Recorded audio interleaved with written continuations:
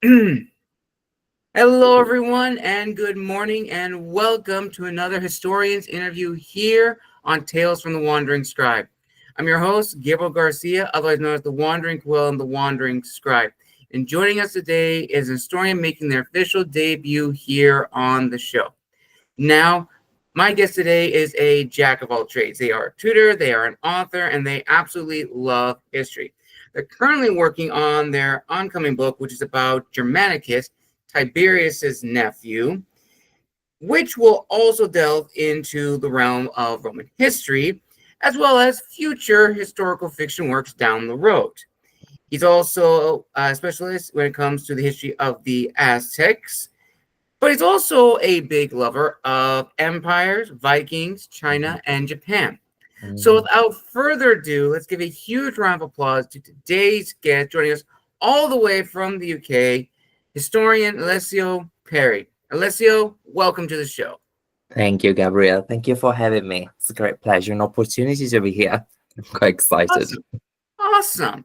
So before we dive into your background, Alessio, would you like to share with our viewers and listeners anything more about your bio, anything that wasn't covered? Sure. Yes. So as some people may detect from my name, I was born and raised in Italy. I spent there the first 23 years of my life. I moved to the UK around 10 years ago.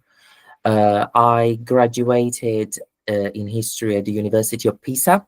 Some people may know because of the Leaning Tower. And then I came to England to do a master in archaeology at UCL, University College London. And after that, I attended a formal teacher training course. And then I work mainly as a private tutor until today, where I'm kind of exploring also new ventures and possibilities, including writing, in fact. Nice. Very, very nice. Now, I know you don't want to give too many spoilers for your book on Germanicus, but what can you share about your upcoming book on Tiberius's nephew? So it's not going to be a linear biography, as a lot of people may kind of like presume based on the title. There's already another kind of like linear biography in English from literally birth to death before it.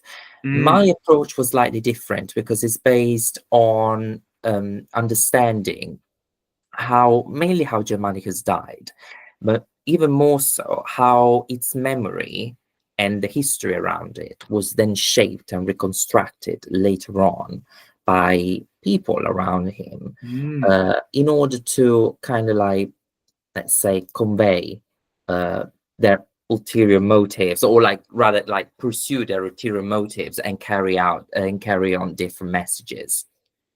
Fascinating. And I think we can probably touch on this a little bit later, but I think when you look at the history of Rome during the early imperial era, Germanicus is probably the one character among the many interesting characters during that period in Roman history that you think you know much about, but there are some tidbits that are often hidden, as well as, of course, being the nephew of Tiberius, which my knowledge of Tiberius is very limited, but from what I do know, Tiberius, in regards to what we consider like, the good emperors, quote unquote, he is up there with, Aurelian, Trajan, Hadrian, Marcus Aurelius, Septimius Severus, and many more. And his story is very, very fascinating, which I'm actually very curious, Alessio, what sort of pushed you to pursue history as well as archaeology? Was it something that's always been fascinating to you growing up, or did a certain aha moment really make you decide this is what I want to spend the rest of my life studying, researching, and pursuing? I think it's always been in my blood.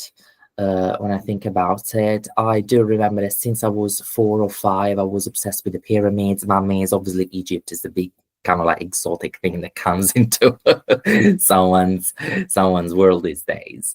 But I was also lucky in 2 ways. First of all, I was born and grew up halfway between Rome and Florence. So I was Mm, kind of like exposed very early on to kind of like whatever the classical world had probably best to offer, considering the museums that there are in Rome. The second, right.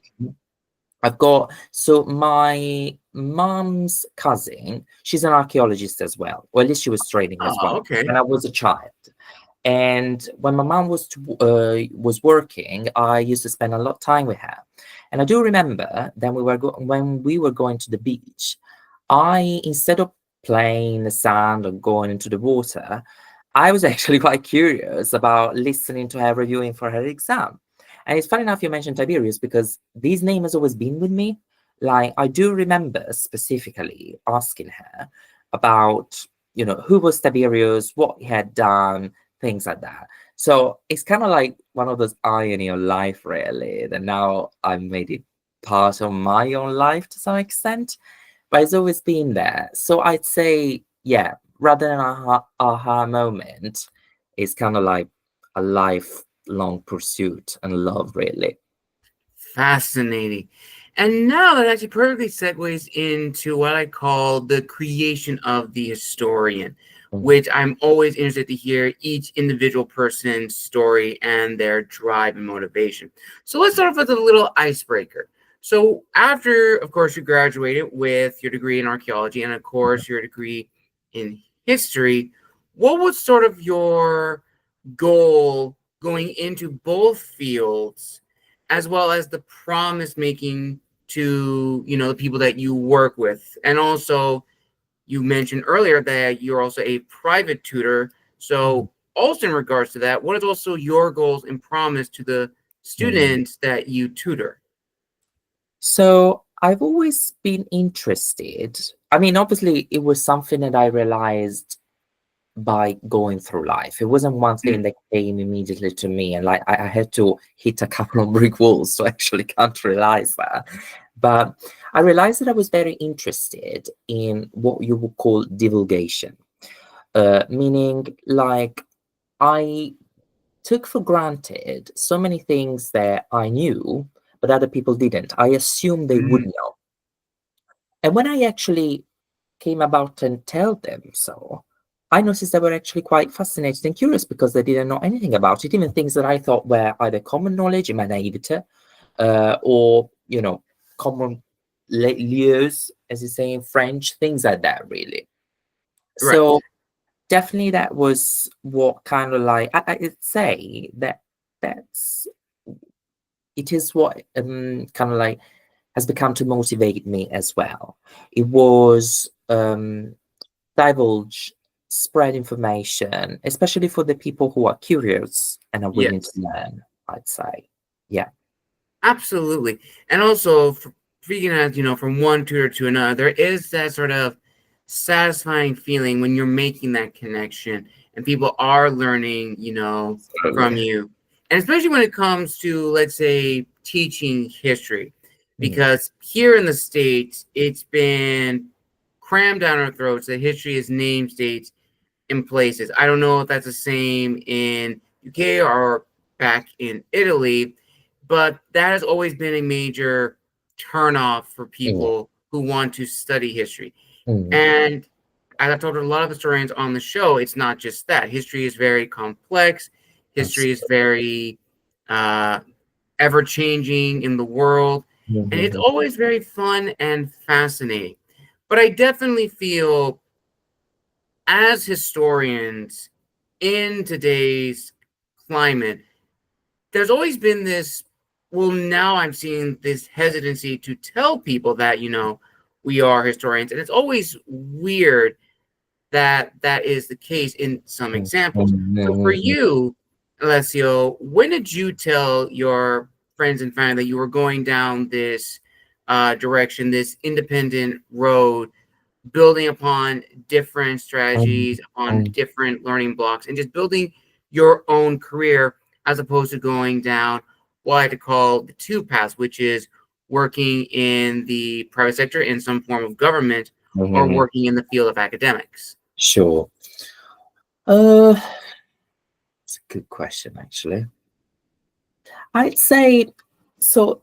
When I was still at high school, I remember I was very set. Like I was one of the few ones in my class, actually, quite very set to say, I'm going to do history because I love it. And I was very lucky, to be honest with you, because I've Mm, always had two parents that have always given me much support. Always said to me, like, go and do what you love, uh, regardless of what it is. Unfortunately, as my time as a teacher as well, well, I've also come to realize that's not the case for many no. of my students. And it was really sad, to be honest with you, to see it, especially when you kind of like, there's a passion there, but the kind of like the god mammon is what at least people think it needs to drive everything else.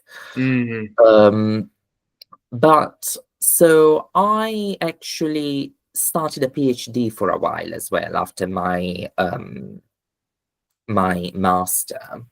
I didn't complete it though, because whilst I was doing the PhD, I kind of realized that what I really wanted to do was more about on the teaching side and mm, sharing information rather than sheer research. But I call it a research of details, like a lot mm, of like kind of like details that sometimes may interest, let's be honest, only the very few right. like in that kind of field. And I started as a private tutor, just to round up. I had, whilst I was at university, like you round up your kind of like your kind of like non-existent salary at the time anyway. But then I kind of realized that I could make a living out of it, and I never really considered it before. And so it was just literally a step after another. I never really looked too much in the longer picture, in the longer, yeah, kind of like longer way. It was more like, what's the next step? And that's Right. how I let it go organically with it. And here I am now, really, and I don't know where I'm going yet or next, aside from an idea for what the possible next step may be. Absolutely, absolutely. And when you went down this path, what sort of been like the reactions like and the feedback, especially being a tutor? What are some of Mhm. the comments you've gotten from some of your students or tutees you have had the opportunity to tutor, Mhm. and what has that meant to you as an independent historian? Well, it was encouraging, I'd say. Like, luckily, it was. That also meant that I was doing a good job, but it was also very, I'd say, satisfying as well. When you see people that are really enjoying, like the fact that they're there, the fact that you're sharing things with them. And I've done it for free as well before, to be honest with you. I volunteered for a while in a museum in central London for like kind of a visitor assistant. And I remember I just enjoyed being there, like sharing things around this place. And people really enjoy just actually stopping and listening to it because it gave a complete different context and gave things rather, say, in a different completely perspective rather than if you just walk in sometimes straw without knowing what you got around. Um, so yeah, I'd say it's been encouraging, it's been satisfying for me. And that's what I also thought. One of my biggest dreams was always to write a book, really. Right. And Imperial Rome has always been my jewel of the crown, really, in the sense of like Mm, out of all the things that I've always loved and been interested in, that was always my kind of like lifeblood. And the fact that I've finally been able to achieve it now, really, quite early on in a lifetime, to be honest, it's kind of like, it makes me feel like, yes, feels great. And I definitely would like to do more of it. So, nice. and hopefully the feedback I get from that will be encouraging too and kind of like spur me to carry on.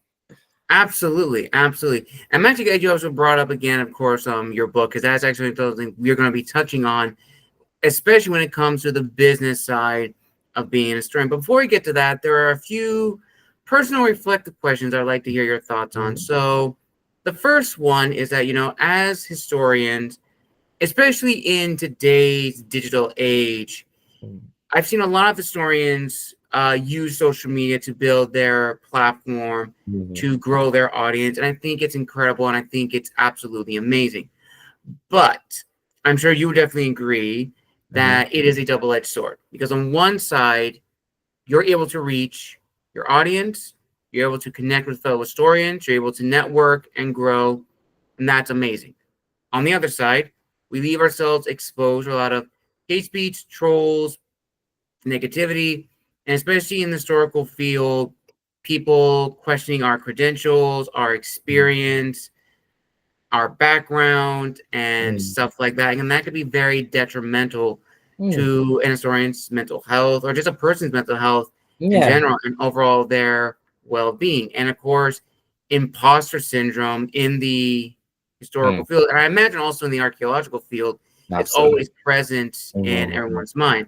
So this is a two-parter question. So the first part, Alessio, during your journey in the beginning, did you ever have any moments of heightened anxiety or imposter syndrome?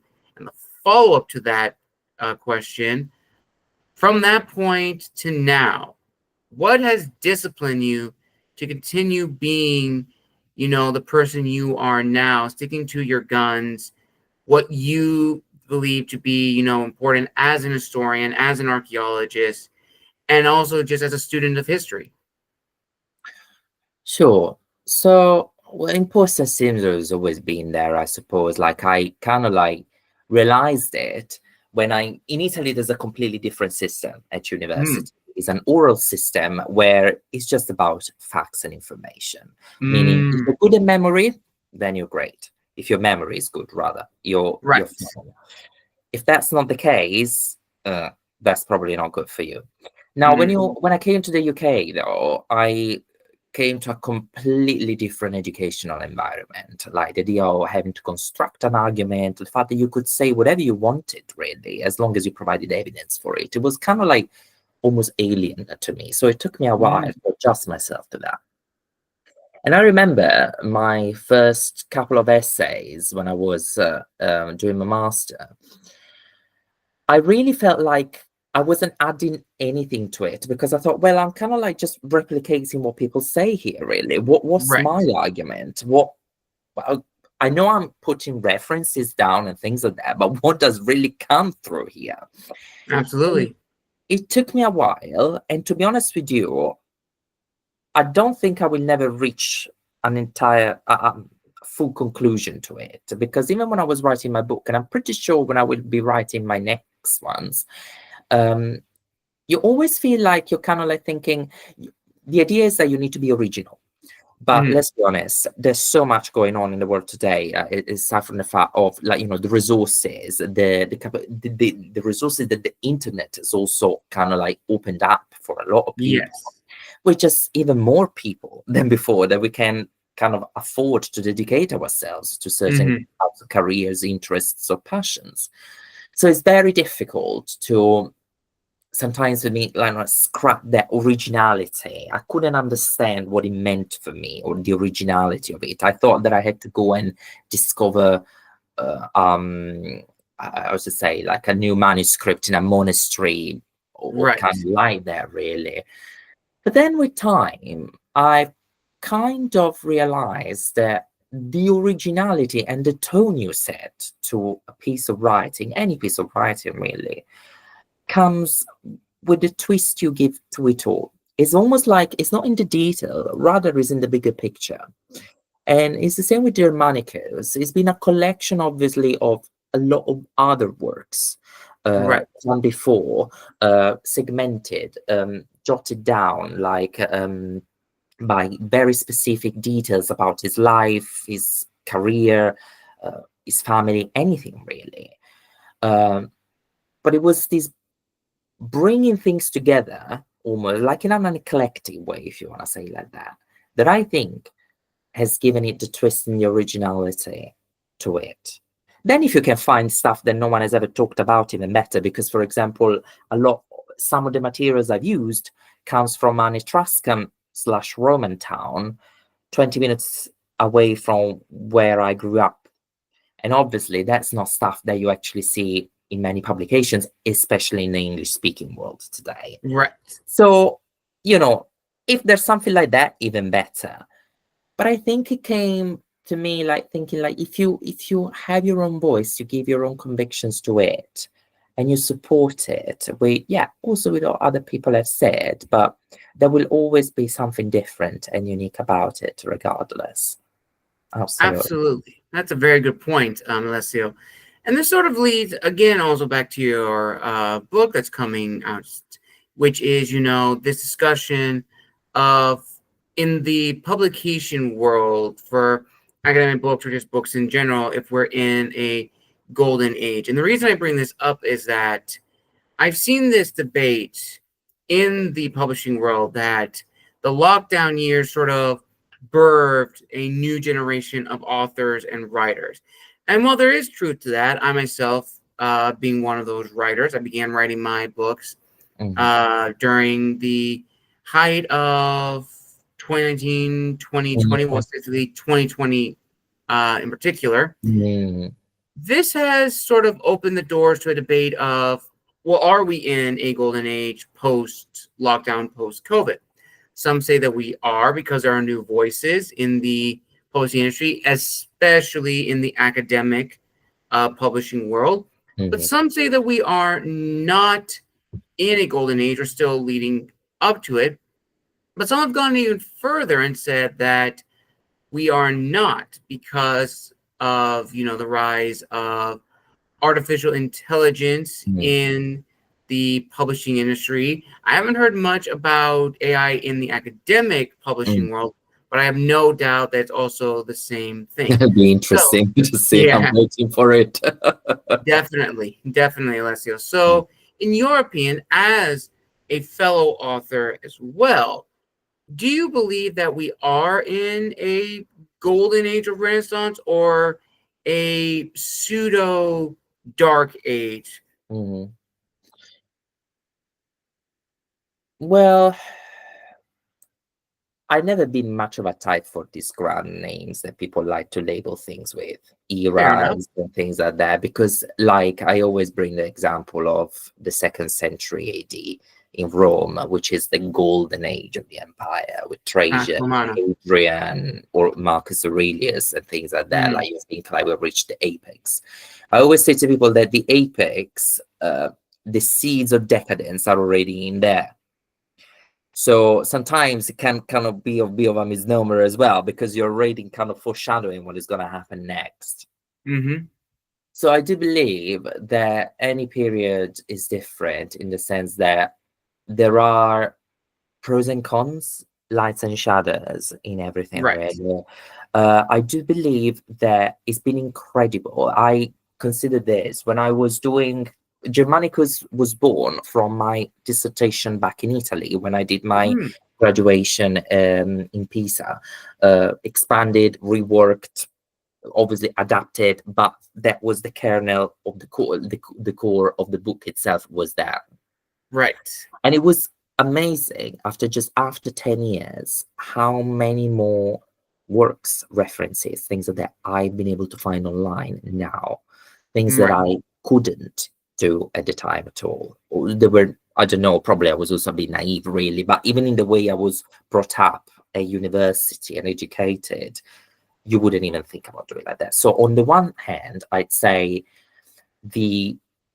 not even the AI per se, but rather the fact that the digitalization of things has been amazing for research, because it's opened up so like a world of things that, sometimes I can't really go to Spain, say, to look at I don't know, like a Mexican codex these days, but it's been like, digitalized, and that's amazing. So that has definitely been a pro, I'd say. The cons, on the other hand, though, as we were just saying, with the AI, is that I don't really know. It's kind of funny because my husband is an academic. Well, he's not really an academic, but he works like one, basically. So we had this discussion together. And we talked about the introduction on the AI, even on the workplace, let alone in schools. And we were talking about how essays are going to be written. Like, where's the originality in that as well? And he made a good point. He said, we will probably transform, like, people in his job, rather than producers of work, more like coordinators and quality checkers, meaning the AI Ah, will do the rough jobs of bringing things together, but it will be you with your expertise to actually being able to kind of like spot the mistake, uh, spotlight the overlapping or what needs to be reframed or is not entirely accurate and things like that. And I thought that was an interesting point. I never really thought about it before, but I must admit it feels quite impending these days, and I think it'll be upon us sooner rather than later. So it'll be interesting to see what's going to happen, especially in schools as a former teacher. yes. I can tell you. Absolutely, absolutely. And that kind of perfectly segues now into the business side of being an historian, as well as also being an author. Hmm. So, as we talked about before, being an historian in terms of like a career, it is, an essential one. But definitely, as I talked with many historians on the show, there seems to be only two paths in the field of history. You either go down the academic route, being a teacher, or you work in the government sector. And sometimes that may not be the right career paths Mhm, for a lot of us. I didn't go down either one. I became a independent historian, just grabbing upon different aspects, mhm, mhm, building my own platform. And I love to write. I'm a writer by trade and by hobby. And so I specialize all of my history on writing mhm, and just creating great content and material and stories, be mhm. it nonfiction, journal articles, magazine articles, and Sure. sometimes my own books. And Mhm, I imagine for you, Alessio, looking at, Tiberius and how it has changed, and of course, imagine publishing this down the road, it's also very important to understand the audience that you want this book to absolutely. really hit. Absolutely. Because as you said earlier, this was adapted from your dissertation back in Mhm, academics, and that had a specific audience in mind to cater to. But now that it's been tweaked a little bit for eventual mass production, the audience, I imagine, has changed as well. So mhm, ultimately, Alessio, looking at your book thus far, and looking at the type of historian that you are, mhm, do you feel that you are a historian that caters to the target audience, fellow academics and historians, mhm. or specific types of people interested in history and your average history enthusiast? I would, if I had to put myself somewhere, I would definitely put myself in the latter category. Uh, Mm, that's the beauty of it. I've always found sharing. It comes back to, it goes back rather to the love and satisfaction that I've always had when people just didn't know anything and wanted to. So, uh, and you know what you were saying before about the way sometimes history is taught today. A lot of people are turned off because it's considered quite boring, really. So right. part of my training was also a lot in public speaking and presentation skills, Mm, which taught me exactly that the audience is key. And the same way you're writing a book or you're talking to someone is about knowing your audience, knowing what they want to take out of it, because obviously different settings are, or even different publishers are targeted right. with different audiences with different sort of objectives in mind and what they would like to take out of it. And once you know that, as long as you know that, then you go and you cater for those. Yes. I definitely say that I've become more of a. I've always enjoyed more the what you would call again like the spreading of it, the divulgation of it, rather than remaining on the academic side. And also because, to be honest with you, I obviously details are important, but I love the bigger picture. Mm, So a lot of the times I struggled with academic papers because they were so detailed. And I thought about myself, I said, I can't see myself writing this. I mean, I'm enjoying reading it, but I can't really write anything like this. I don't have this. Whereas when I think about writing something like I've done with Germanicus, I felt yes, this is what I feel I can do properly. Absolutely. So I Absolutely. kind of like follow that path and that inspiration.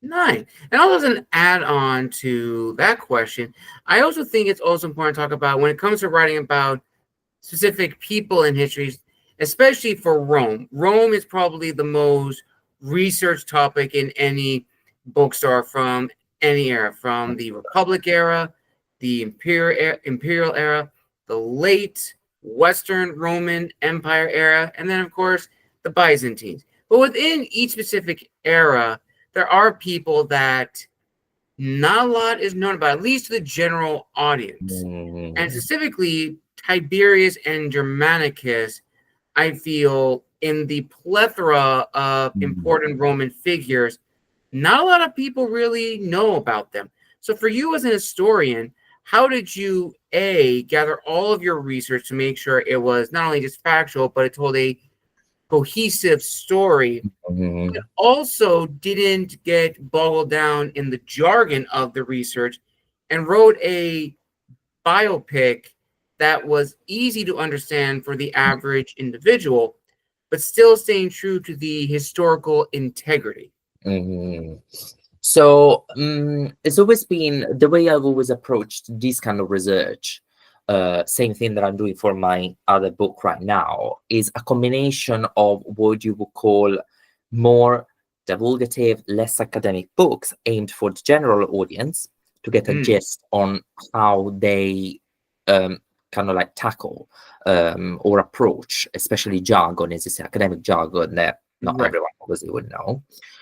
But then obviously when it comes to the detail, to the factual evidence, to the kind of like the correctness of things, then I will go to the kind of academic papers and more specialized works and essays of researchers and academics. It's something that comes with time. I'd say that my training has helped in a sense that, like, I suppose when you get used to read certain things, certain styles, certain authors as well, you kind of like know, oh, well, this is fine. I know that I can trust this, or at least that I will be able to verify if I need to verify and things like that. So it obviously comes with time, but definitely I created a sort of pool of authors as well now, because the thing is that when you become quite specialized in a period, or even a specific topic of another era, you kind of like see the same names after a while coming around and around and around. So you're kind of like, okay, fine. So these are the main people that I will take from here. And a great tip that I can always give to everyone is bibliographies. I go through bibliographies and notes.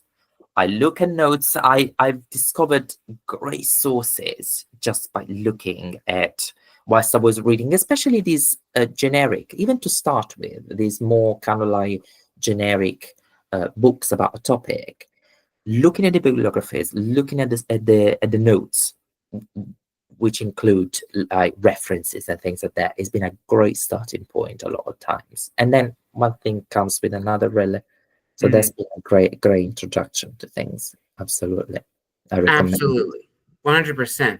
And I definitely feel, talking about this, it's also important to talk about, finding one's voice, not only as an author, but as an historian, because we don't want to try to be like anybody else in the field of history. And what I mean by that is we're always going to be researching. We're always going to be gathering intel on topics or specialties to add to our own arsenal and really help us figure out the kind of historian that we want to be. This balancing act of our individuality, but understanding if we're going into a specific field or subfield of history, there are expectations that need to be met. And sometimes that can be very daunting, but it's also very helpful and rather important for everybody to begin networking, because I definitely feel while networking should not be used in place of, finding your voice, it should definitely be used to help refine your voice, refine your approach to history, and even your approach to writing. So for you, Alessio, how have you been able to balance your individuality as an historian, as an author, as well as understanding the disciplines that you want to Mm. specialize in, and also, in your opinion, how important is it, and rather necessary, for fellow historians to begin building their networking circle? Mm. So networking is key. It's something that, again, in Italy, is never really put on the table. So when I arrived here in the UK, I couldn't really understand why it was so important sometimes, even on a professional level. Um, then I kind of like then I started understanding, because even just when I was at university doing my master, you start sharing, and that's Yes. probably the best thing ever. And not only sharing, some friends, some colleagues become friends, or rather friends can become colleagues as well sometimes. And it's just great because you also have, even if they're doing something else, like not a specific field like related to, for example, saying in this case Roman studies or something like that, but they will always be able to give you a another objective view of certain things, Right. as well. Like, if you can ask any kind of advice, even just when it comes to peer reviewing or proofreading or things like that. So it's absolutely important. So I remember I signed quite early on onto the usual part of Academia Edu, LinkedIn, ResearchGate, Mhm. things like that.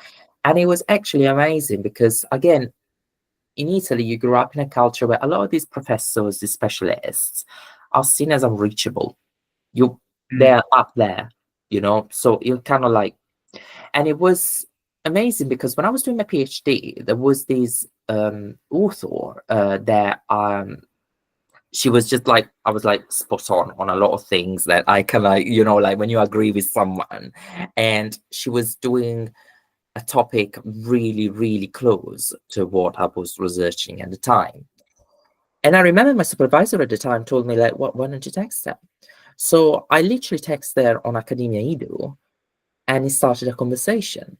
Like, it's just also a different mindset. Unfortunately, in Italy, there's a completely different mindset and approach when it comes to academia as well, Right. in contrast with the Anglophone world, I'd say. Mm. Um, but I didn't know about that possibility. So since then, I've always said to people, talk, ask, don't be afraid, because, as you say, networking of any kind is fundamental. And again, I learned so many other things. For example, via LinkedIn, I met another person or started talking with, and then, like, he gave me some recommendation for archives, numismatical kind of coins collections and things like that I didn't know about before, and Right. where I found a lot of resources for my book as well.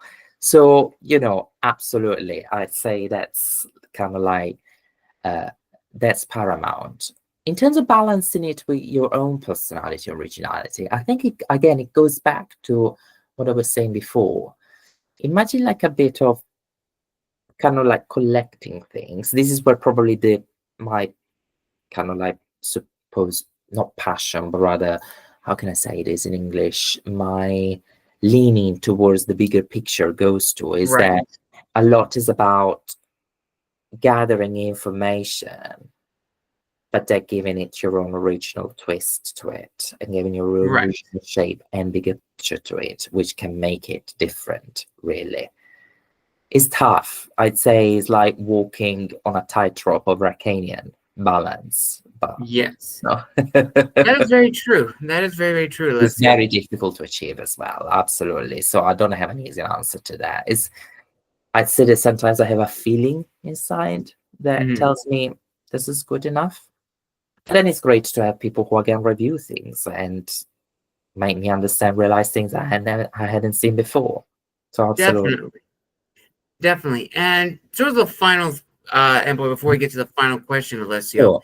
is that the one thing I will definitely say about the field of history, which I absolutely love, the one critique I do have, and it's a genuine critique, Mhm. is that there are no workshop classes to really help students show them that there are other avenues to use their disciplines Mm, in history. Because again, as I've mentioned before, the only two that are always presented to us are either going down the road of a mm, teacher or going down the direction of a government official. And that mhm, not may work, and that may not work for everybody. And I mhm, remember at my university in San Francisco State, mhm, there was a workshop that was being held for the history department, and it was using my degree outside of school. And it was a bunch of historians who talked about how they're using their degree. And mhm. there was one historian that really resonated with me, and he was an author. That got the idea going in my head because at that time, I did not know what I wanted to use my degree for. I was absolutely stunned. And apologies. Yeah. And Mhm, I wanted to know, how can I really build my brand as an historian? And learning from him, I mm, gained a lot of great insights. So here is the question, Alessio. Let's say you are either in Italy or currently in the UK, and mm, you are giving a workshop to, entry level history students. mhm, mhm.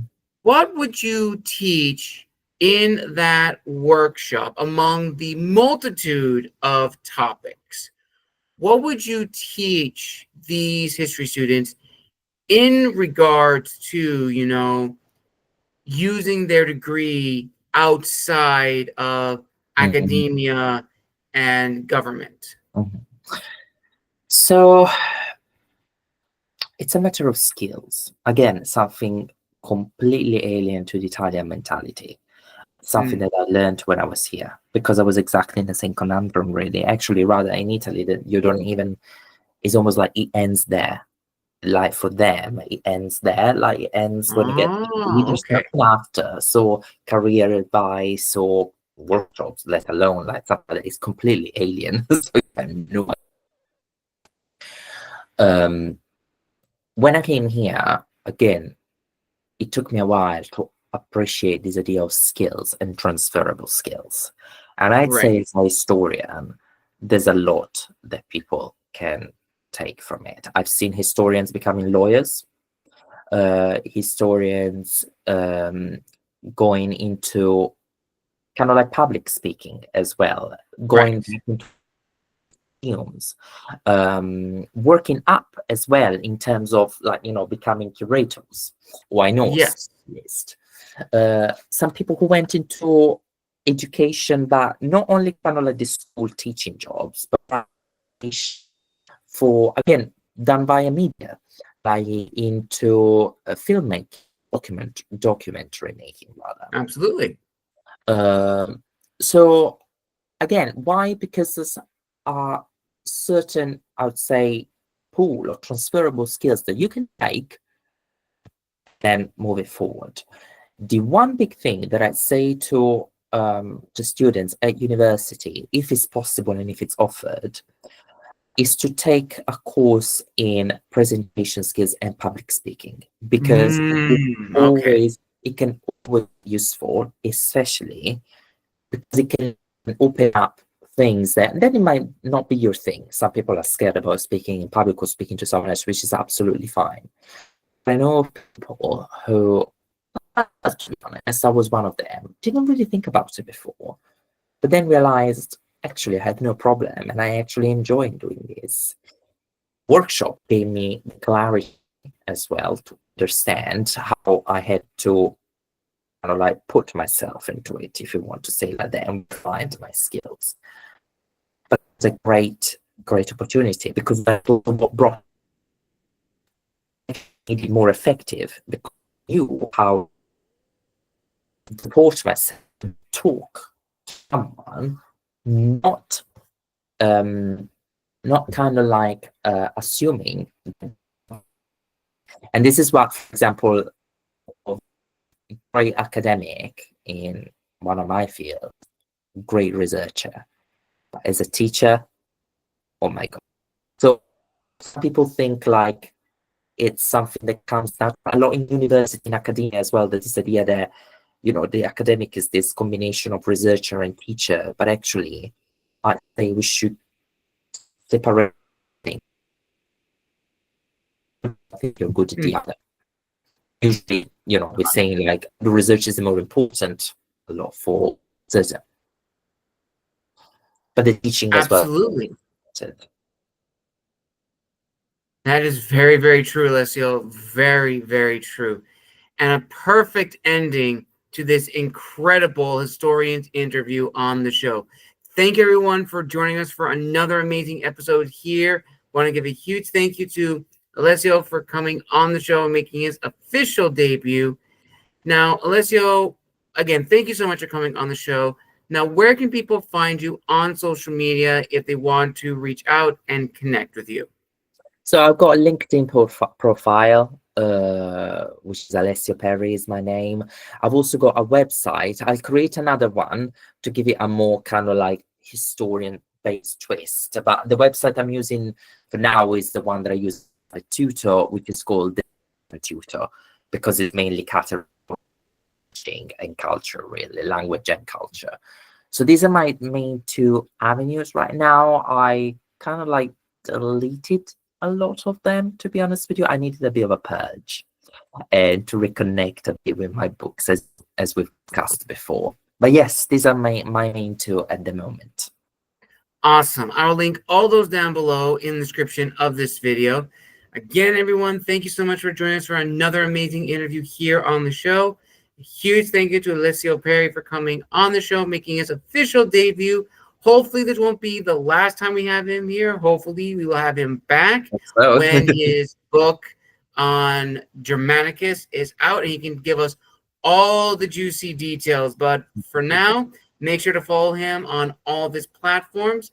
And as always, make sure to like, comment, and subscribe down below. And until next time, this is the Wandering Scribe and the Wandering Quill signing out. Wishing you all a wonderful day wherever you are in the world. And we'll see you all in the next episode.